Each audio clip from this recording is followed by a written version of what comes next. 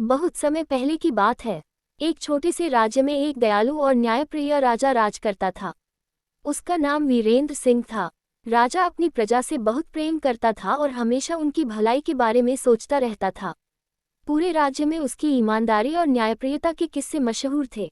राजा वीरेंद्र सिंह को एक और चीज का बड़ा शौक था, अनोखी चीजें इकट्ठा करने का। चाहे वो दुर्लभ पत्थर हों, अनमोल गहने या फिर दुनिया के किसी कोने से लाई गई विचित्र वस्तुएं, राजा के संग्रहालय में हर तरह की चीजें मौजूद थीं। लेकिन फिर भी राजा के दिल में हमेशा ये सवाल रहता था कि असली खुशी आखिर किस चीज में है। एक दिन राजा ने घोषणा की कि जो व्यक्ति उसे असली खुशी का रहस्य बताएगा, उसे वह इनाम में अपनी अनमोल चीजों में से कोई एक दे देगा। पूरे राज्य में ये खबर आग की तरह फैल गई। बहुत से विद्वान, साधु संत और अमीर लोग राजा के दरबार में आए और अपनी अपनी बातों से राजा को खुश करने की कोशिश की। किसी ने कहा कि असली खुशी धन में है, तो किसी ने कहा कि सत्ता में। लेकिन राजा किसी के उत्तर से संतुष्ट नहीं हुआ। कुछ दिनों बाद एक साधारण किसान जिसका नाम मोहन था, राजा के दरबार में पहुंचा। उसके कपड़े साधारण थे, चेहरे पर मासूमियत थी, लेकिन आंखों में आत्मविश्वास की चमक थी। दरबारियों ने उसे देखकर हंसी उड़ाई, पर राजा ने उसे बोलने का मौका दिया। मोहन ने बड़े शांत स्वर में कहा, महाराज, असली खुशी न धन में है, न सत्ता में। असली खुशी संतोष में है। जब इंसान अपने पास जो कुछ भी है उसमें खुश रहना सीख लेता है, तभी वह सच्चे अर्थों में खुश रह सकता है। राजा ने मोहन की बात सुनी और थोड़ी देर सोच में पड़ गया। उसने महसूस किया कि मोहन की बात में गहरी सच्चाई है। राजा के पास सब कुछ था, फिर भी वह हमेशा कुछ नया पाने की चाह में परेशान रहता था। उसे एहसास हुआ कि शायद यही वजह थी कि वह कभी पूरी तरह खुश नहीं रह पाया। राजा मोहन के उत्तर से प्रभावित तो हुआ, लेकिन उसने तय किया कि वह मोहन की बातों की सच्चाई परखना चाहता है। उसने मोहन को एक परीक्षा में डालने का निश्चय किया। राजा ने मोहन से कहा, तुम्हारी बातों में दम है, लेकिन मैं तुम्हें एक परीक्षा देना चाहता हूँ। यदि तुम इसे सफलतापूर्वक पार कर गए, तो मैं तुम्हें अपनी सबसे अनमोल वस्तु दूंगा। मोहन ने हंसते हुए सिर हिलाया और कहा, महाराज, मैं तैयार हूँ।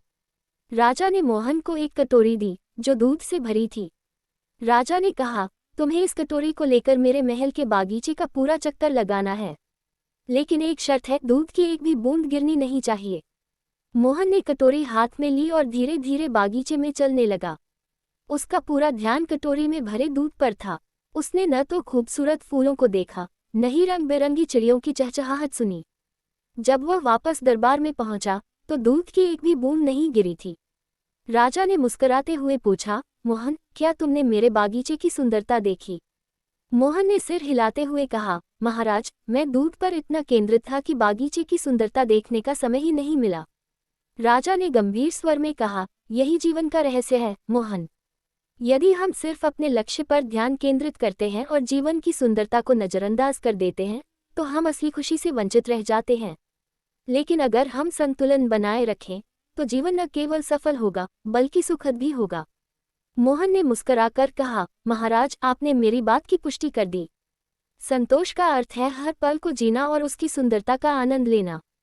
राजा मोहन की समझदारी और संतोष के सिद्धांत से इतना प्रभावित हुआ कि उसने अपनी सबसे अनमोल वस्तु, एक हीरे का मुकुट, मोहन को देने की घोषणा कर दी।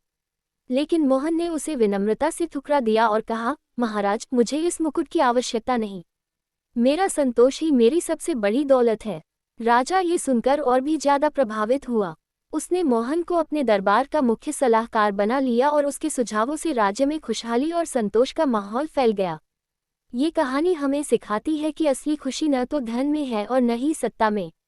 असली खुशी संतोष में है। अपने जीवन की छोटी छोटी खुशियों को महसूस करना और हर पल का आनंद लेना ही सच्चा सुख है।